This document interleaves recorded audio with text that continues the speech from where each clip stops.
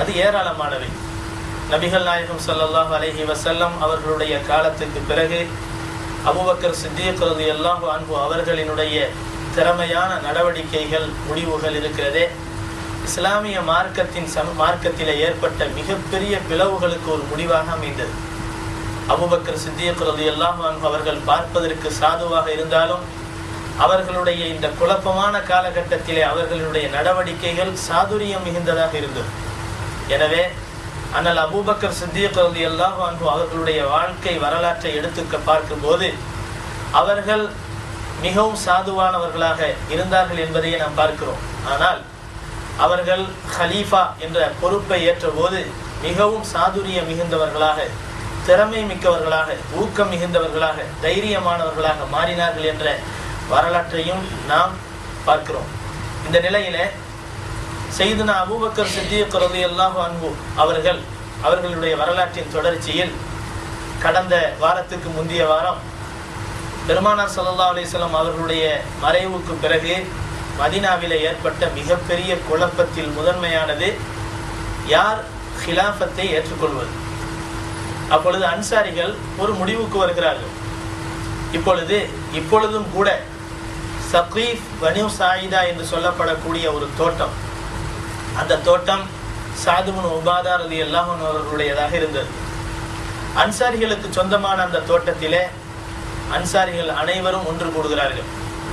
நபி ஸல்லல்லாஹு அலைஹி வஸல்லம் அவர்களுடைய மறைவு ஏற்பட்டு இன்னும் அடக்கம் செய்யப்படவில்லை. இந்த நிலையில் அந்த குழப்பம், அன்சாரிகள் அனைவரும் ஒரே முடிவிலே இருக்கிறார்கள், மதீனா நகரம் நம்முடையது. நபி ஸல்லல்லாஹு அலைஹி வஸல்லம் அவர்களுக்காக இந்த ஊரை விட்டு கொடுத்தோம். நபியினுடைய மறைவுக்கு பிறகு இதனுடைய தலைமைத்துவம் நமக்குத்தான் சொந்தம். அதே சமயம் நாம் விட்டு கொடுத்த அந்த முஹாஜிர்கள் அவர்களுடைய அந்தஸ்தை கவனத்தில் கொண்டு நாம் ஒரு சமமான ஒரு முடிவுக்கு வரலாம். என்னவென்றால், இந்த மதீனாவிலே 2 தலைவர்கள், ஒருவர் அன்சாரிகளில் இருந்து இருப்பார், இன்னொருவர் முஹாஜிர்களில் இருந்து இருப்பார். இந்த முடிவுக்கு ஏகோபித்த அடிப்படையிலே ஒரு முடிவு செய்யப்பட்ட போது இந்த நிகழ்ச்சி நடைபெறுவதை கேள்விப்பட்டு அபூபக்கர், உமர் ரலியல்லாஹு போன்றவர்கள் எல்லாம் அந்த தோட்டத்திற்கு செல்கிறார்கள். தோட்டத்திலே சென்று அவர்கள் எடுத்த இந்த விபரீதமான முடிவு, ஒரு ஊருக்கு 2 தலைவருங்கிறது பெரிய விபரீதமான முடிவு. இந்த விபரீதமான முடிவினுடைய தீமைகளை உணர்ந்ததின் காரணத்தினால் அபூபக்கர் சித்தீக் ரலியல்லாஹு அன்ஹு அவர்கள் பேசிய அந்த நாசூக்கான, நுணுக்கமான, ஒரு சாதுரியமான பேச்சு இருக்கிறதே, அது அவர்களுக்கு மத்தியில் ஏற்பட்டிருந்த மிகப்பெரிய கொந்தளிப்பை சாதாரணமாக்கி அவர்களை ஒரு நல்ல நிலைக்கு கொண்டு வந்தது. அப்படிப்பட்ட நிலையில நபி ஸல்லல்லாஹு அலைஹி வஸல்லம் அவர்கள் அன்சாரிகளோடு கொண்டிருந்த உறவுகளை அழகிய முறையில எடுத்து சொல்கிறார்கள், திறமையான முறையில எடுத்து சொல்கிறார்கள். அதிலே ஒரு ஹதீஸை சொல்கிறார்கள், அன்சாரிகளே, நீங்கள் நபியிடத்திலே அந்தஸ்தால் மிக உயர்ந்தவர்களாக இருந்தீர்கள், இது எனக்கு தெரியும். காரணம், அண்ணல் அபூபக்கர் சித்தீக் ரலியல்லாஹு அன்ஹு அவர்கள் சொல்கிறார்கள், நீங்கள் பல விஷயங்களிலே நபியினுடைய காலத்திலே விட்டு கொடுக்கக்கூடியவர்களாக இருந்தீர்கள். இதிலே ஒரு சுருக்கமாக உங்களுடைய அந்தஸ்தை நீங்கள் உணர்வதற்கு நான் சொல்வதாக இருந்தால், அபூபக்கர் சித்தீக் ரலியல்லாஹு அன்ஹு அவர்கள் ஒரு ஹதீஸை நினைவில் வைத்து சொல்கிறார்கள். பெருமானார் ஸல்லல்லாஹு அலைஹி வஸல்லம் அவர்கள் சொல்லி காட்டினார்கள், இந்த உலக சமுதாய மக்கள் அனைவரும் ஒரு பக்கமாக சென்றால், அன்சாரிகள் இன்னொரு பக்கமாக சென்றால், நான் அன்சாரிகள் செல்லக்கூடிய பாதையில் தான் செல்லுவேன் என்று நபி ஸல்லல்லாஹு அலைஹி வஸல்லம் அவர்கள் சொன்னார்கள். இந்த ஹதீஸை வச்சு பார்க்கும்போது அன்சாரிகளுக்கு நபி ஸல்லல்லாஹு அலைஹி வஸல்லம் அவர்கள் எவ்வளவு தனித்தன்மையை கொடுத்திருக்கிறார்கள், எவ்வளவு பெரிய அந்தஸ்தை தந்திருக்கிறார்கள் என்பது தெரிய வருகிறது. இதை சொல்லி அபூபக்கர் சித்தீக் ரலியல்லாஹு அன்ஹு அவர்கள் சொன்னார்கள், நான் சொல்லக்கூடிய இந்த ஹதீஸை வைத்து பார்க்கிற போது எங்களை விட நீங்கள் உயர்ந்தவர்கள், எனவே உங்களுடைய அந்தஸ்தை நான் நிச்சயமாக குறைவாக மதிப்பிட மாட்டேன். ஆனால் அந்த சபையினுடைய தலைவராக இருந்தவர்கள் சஅத் ரலியல்லாஹு அன்ஹு அவர்களை பார்த்து கேட்டார்கள், சஅதே, நீங்கள் இந்த கூட்டத்தின் அன்சாரிகளின் தலைவராக இருக்கிறீர்கள், உங்களுடைய முடிவை தான் இந்த மக்கள் ஏற்கிறார்கள். ஆனால் ஒரு ஹதீஸை நபி ஸல்லல்லாஹு அலைஹி வஸல்லம் அவர்கள் சொல்லுகிற போது நானும் அந்த சபையில் இருந்தேன், நீங்களும் அந்த சபையில் இருந்தது எனக்கு தெரியும். நான் சொல்லுகிறேன், நிச்சயமாக நான் சொல்லக்கூடிய விஷயம் உங்களுடைய மனதிலே படும். பெருமானார் ஸல்லல்லாஹு அலைஹி வஸல்லம் அவர்கள் சொன்னார்கள், என் சமூகத்தாரின் தலைமைத்துவம் குறைஷிகள் உடையதாகவே இருக்கும் என்று நபி ஸல்லல்லாஹு அலைஹி வஸல்லம் சொன்னார்கள். இந்த சமுதாய இந்த முஸ்லிம்களுடைய தலைமைத்துவம் குறைஷிகளுக்கே சொந்தமானதாக இருக்கும் என்று நபி ஸல்லல்லாஹு அலைஹி வஸல்லம் அவர்கள் சொன்னார்கள். இதை சொல்லுகிற போது நானும் அந்த சபையில் இருந்தேன். சாதே, நீங்கள் அந்த சபையில் இருந்தீர்களா இல்லையா என்று கேட்டார்கள். சாது இப்னு உபாதா ரலியல்லாஹு அன்ஹு அவர்கள் வேறு வழி இல்லாமல் சொன்னார்கள், நிச்சயமாக நான் இருந்தேன், இப்பொழுதுதான் எனக்கு ஞாபகம் வருகிறது. அப்படி என்றால் நீங்கள் எடுத்திருக்கக்கூடிய முடிவு எந்த விதத்தில் நியாயமானது? அன்சாரிகளில் ஒரு தலைவர், முஹாஜிர்களில் ஒரு தலைவர் என்பதாக சொல்கிறீர்களே, இது எப்படி நியாயமாகும்? அது மட்டுமல்ல, நபி ஸல்லல்லாஹு அலைஹி வஸல்லம் அவர்களை எங்கே அடக்கம் செய்வது என்ற குழப்பம். மதீனாவாசிகள் சொல்கிறார்கள், எங்கள் ஊரை விட்டு செல்லக்கூடாது என்ற நிபந்தனையின் அடிப்படையில் தான் நபியை நாங்கள் எங்கள் ஊருக்கு அழைத்தோம். எனவே நபியினுடைய மறைவுக்கு பிறகு அவர்களுடைய அடக்கவிடமும் இந்த இடத்தில் தான் இருக்க வேண்டும். முஹாஜிர்கள் சொன்னார்கள், எப்படி இருந்தாலும் எங்களுடைய சொந்த ஊர் மக்கா, மதீனாவை விட உயர்ந்த ஒரு அந்தஸ்துக்குரிய மக்கா, காபா என்ற ஒரு உயர்ந்த இடம் அங்கே இருக்கிறது. எனவே நாங்கள் அந்த இடத்திலே தான் அடக்கம் செய்வோம் என்று முஹாஜிர்கள் சொல்கிறார்கள்.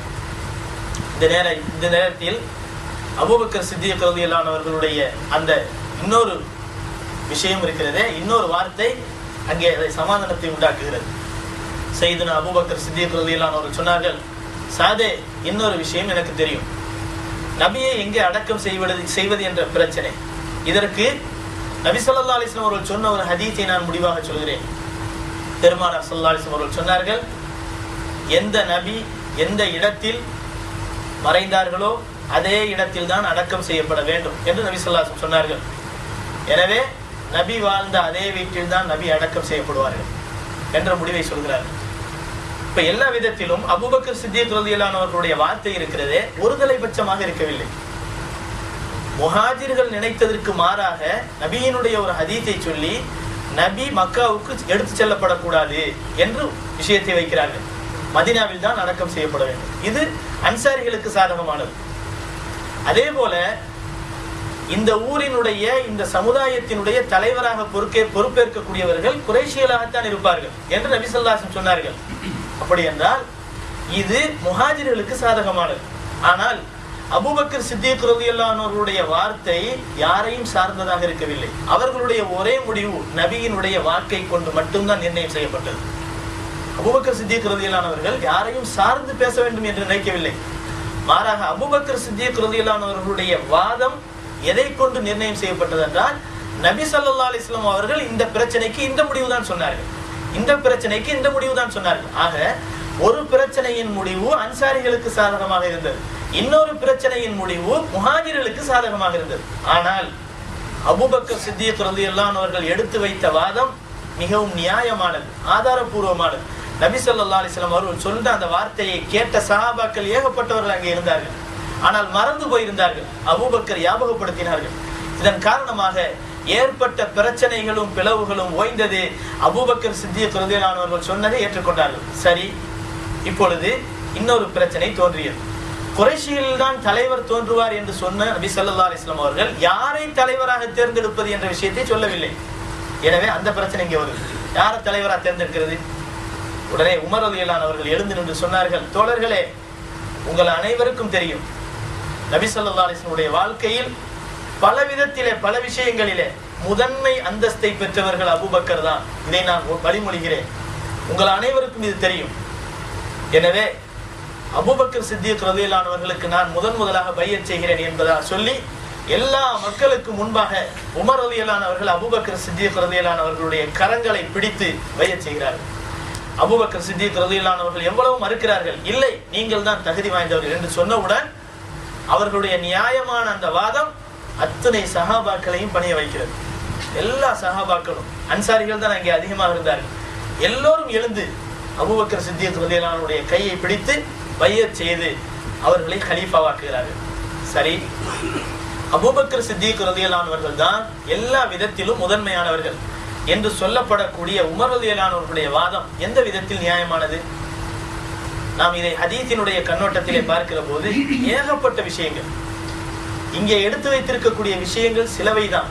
ஆனால் பரவலான பல விஷயங்கள் அபூபக்கர் சித்திக் ரலியல்லாஹு அன்ஹு அவர்களையே முன்னணியில் நிறுத்துகிறது. அபூபக்கர் சித்திக் ரலியல்லாஹு அன்ஹு அவர்கள் கொண்டிருந்த நபியினுடைய அவர்களுடைய நெருக்கம் இருக்கிறதே, அந்த நெருக்கத்தை வேற யாருமே பெறவில்லை. பல விஷயங்களிலே, பல சந்தர்ப்பங்களிலே அபூபக்கர் சித்திக் ரலியல்லாஹு அவர்கள் செய்த தியாகம் இந்த உலகத்திற்கு ஒரு பெரிய எடுத்துக்காட்டாக இருந்தது, பெரிய சவாலாக இருந்தது. அபூபக்கர் சித்திக் ரலியல்லாஹு அவர்களை பற்றி பல ஹதீஸுகள் எதை உணர்த்துகிறது என்றால், என்னுடைய காலத்துக்கு பிறகு